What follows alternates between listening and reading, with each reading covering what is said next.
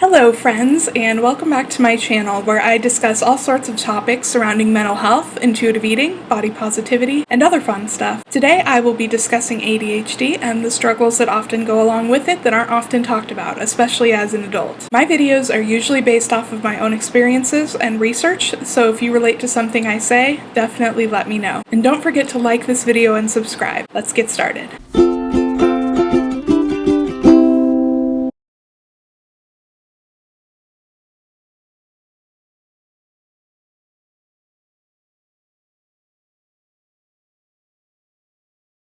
I will say this over and over again, ADHD is just one of those diagnoses that just isn't sexy. It's the diagnosis that's a stereotype for 9-year-old boys, but it can affect people of all ages and genders and race and social classes. A person with ADHD has traits of borderline personality disorder, bipolar disorder, autism, oppositional defiance disorder, anxiety, depression, probably others as well. Often people with ADHD have a dual diagnosis with one of those. For some, they are only given one diagnosis or several, none of which are ADHD, or vice versa, and the treatment is never quite right. I make sure to note that ADHD is similar to those of other mental illnesses, because again, like I said, it's not a sexy diagnosis. ADHD is Bart Simpson, borderline personality disorder is Winona Ryder in Girl Interrupted. One of those is portrayed via comedy, without any explicit discussion of a diagnosis or a resolution. The other one is romanticized a little bit, but ultimately taken seriously in the whole of the film. And that's the main issue with ADHD. People suffering from it, especially women, aren't taken seriously. Plus, women are less likely to be diagnosed. The symptoms are seen as something everyone goes through from time to time, but the truth is it can affect one's life as seriously as any other mental illness. As I'm one to do, I'm going to get personal and talk about my own experience as a way to make my point, so stick around to see if any of these apply to you, especially if you feel a little bit like you're failing at life. It might not be entirely your fault.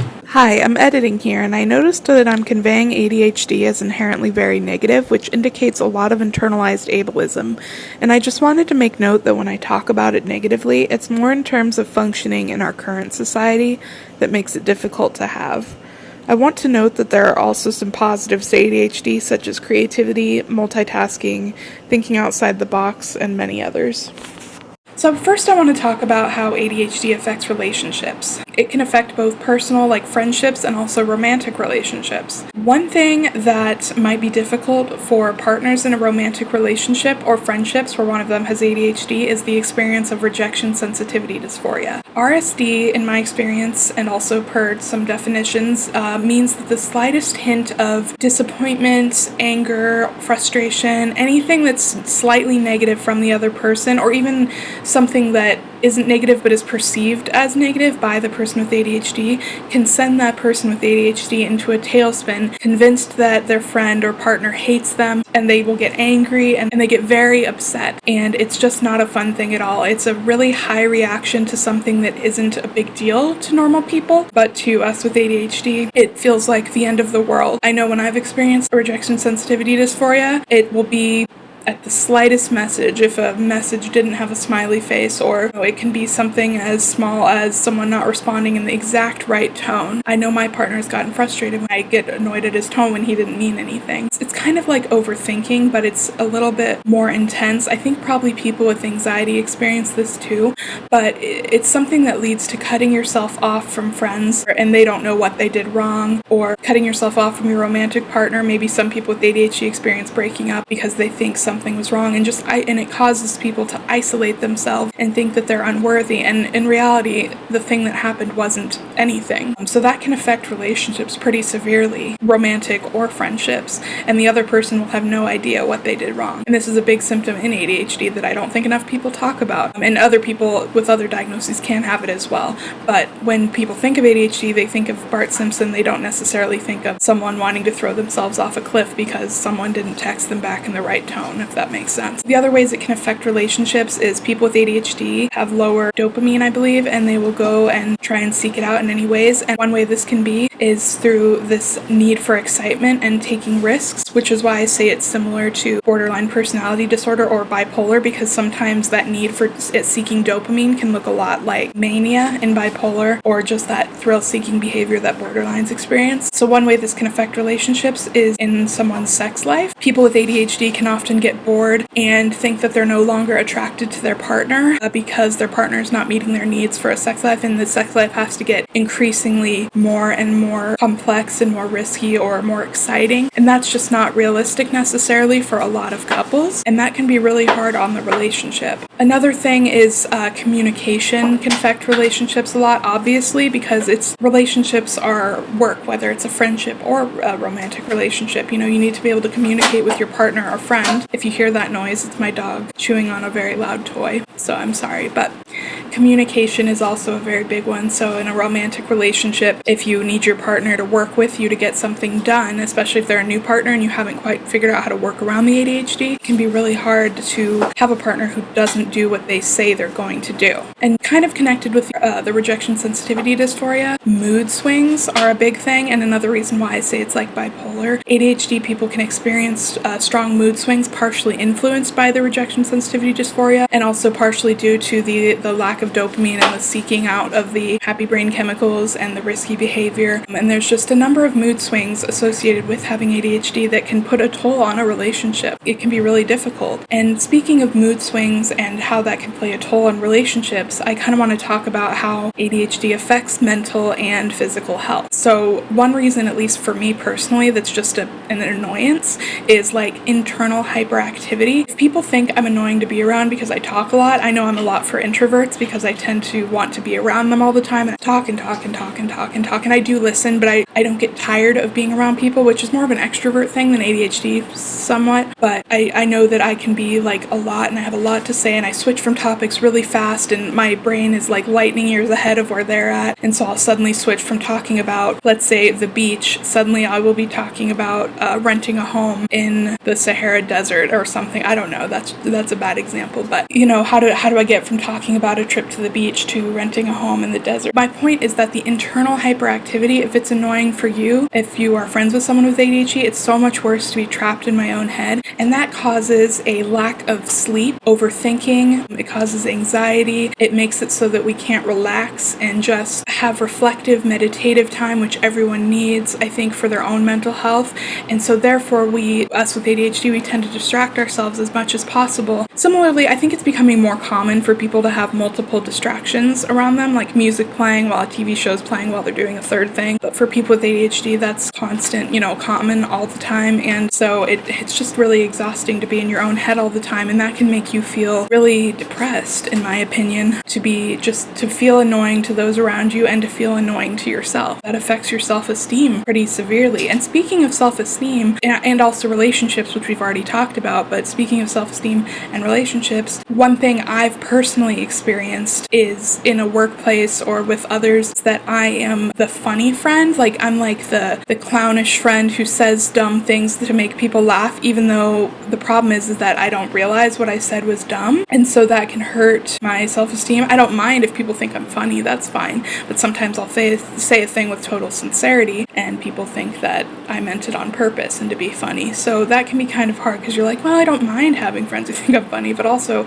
I didn't mean for that to be dumb. And so that's really difficult. It leads me to embracing being kind of the airhead. I had a boss at one job who basically called me dumb. She meant it in a loving way, but I will never forget it because I hadn't meant to be dumb. And it just made me feel like I could never do that job. It was at a restaurant and it just made me feel like really, bad about myself. And I'm not mad at her because I know she meant well and she meant it in a loving way, but I've never forgotten it. And then another thing that affects your self-esteem is that a lot of us with ADHD, and I experienced this too, having been diagnosed when I was an adult, is growing up feeling like something is wrong with you, but you're not autistic, so it's hard to know what it is. And I know that seems sudden maybe for some people bringing up autism, but they have a lot of similarities, more than some people would think. That's another thing I feel like isn't talked about enough because autism is taken a little more seriously than ADHD is, but they're actually very similar in terms of the different ways it can affect a person. So, both of those diagnoses need to be given when you're a child to get any real help for them, to be fair. But anyways, going back to what I was saying, growing up feeling like there's something wrong with you, but it's not autism, so it's not as obvious, and also and it's not taken seriously enough. And a lot of the symptoms are things that people experience from time to time, but I've seen the comparison like skinning your knee versus being in a wheelchair.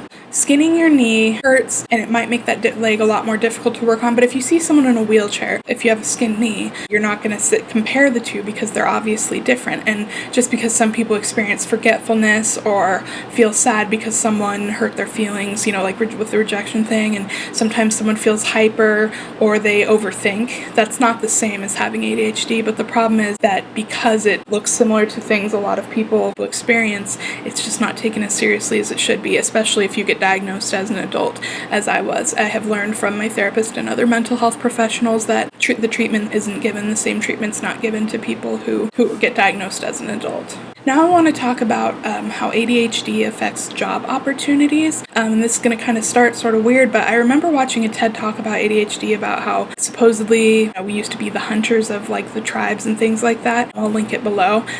This is just off my vague memory, but it stuck with me, and it makes a lot of sense how ADHD people might have been the hunters back in the primitive days, because we thrive in a high stress environment, and we thrive in an environment where we have to do something rather than like something that isn't as highly necessary, and we can focus for long periods of time in a high stress environment. So if you're chasing a deer, you can chase it for long periods of time and be super focused, as opposed to like gathering acorns or something. I don't know.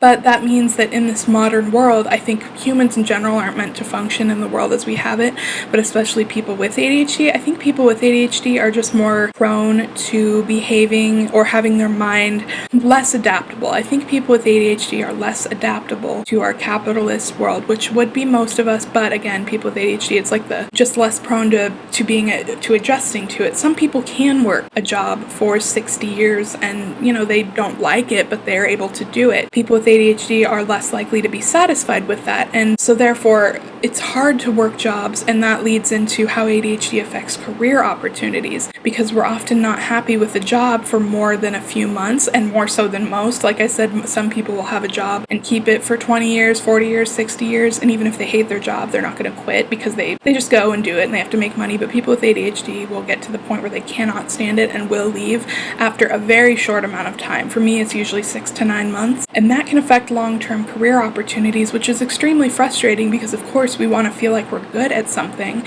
and we want to feel like we fit in, and we want to get career opportunities in advance, but it's really, really difficult when we feel such a strong need to leave the job and just can't hang in there like most people would. Another thing too is like it's hard to get to a point where you would like thrive in a job. There's like just starting at the job, you're learning, and then finally you get good at it and you actually do well and you have a reason to be recommended for a promotion. For me at least, once I've learned the job, that's when I get bored. So that's when I start to feel the need like I need to leave, and it's because it's no longer a challenge. Each day starts to become repetitive and unbearable. So I don't get to the point where I can say I'm an expert at my job, because then I start wanting to try less because it becomes boring, if that makes sense. And then I start really wanting to kind of leave. I don't know if that's something anyone else has experienced, but I know it's pretty common with ADHD, at least from what I've seen and researched and experienced. And then leading from jobs into finances, ADHD affects finances because it leads to impulse buying, and impulsiveness is a commonly known symptom of ADHD, but I don't really see often how impulsiveness is expressed in adult life. Usually for little kids, who are usually the ones diagnosed, I see it as like getting up from your seat in class or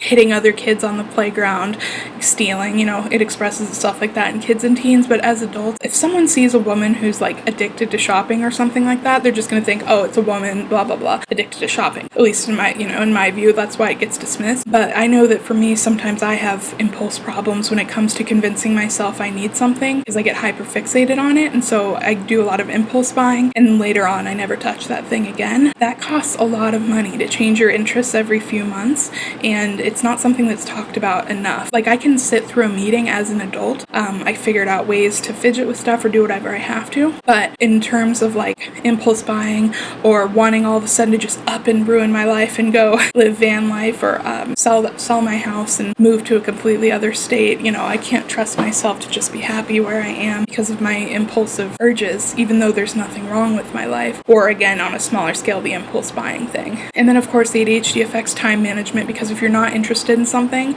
you're not going to do it. You tend to be more late for things. This affects all sorts of opportunities, because if you can't manage your time, that'll affect your self-esteem, because it affects your job, it affects your relationship, it affects your finances. So time management is a really difficult one. The last one on the list, because it affects every aspect of your life. For ADHD people and also autistic people, we can get hyperfixated on something to where hours can go by and you don't even notice.